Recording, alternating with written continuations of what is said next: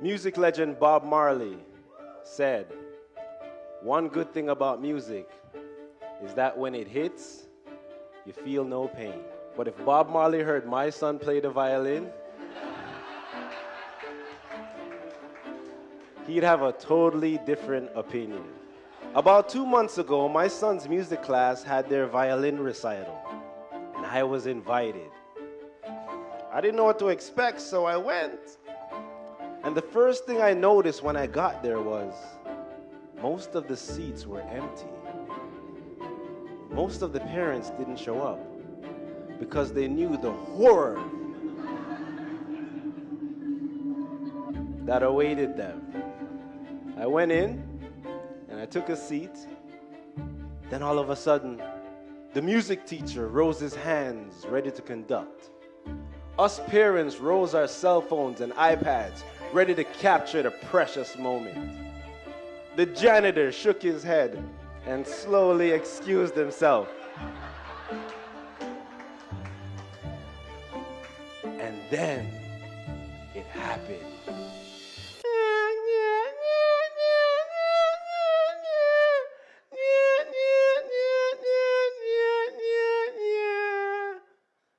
An army of elementary school students tortured us with their violins. How could such pain come from such innocence? These kids were killing us. But us parents, we just sat there, pretended it didn't bother us. But deep down, I wanted to boo them. Only our love for the children could help us endure the pain. The concert continued, and us parents found joy in the midst of the suffering. Those children massacred Mozart. They butchered Beethoven. At that point, the music teacher had enough, and he stopped the music, and he went to each child and adjusted their position and their form. And by making those minor adjustments, those kids still sounded horrible.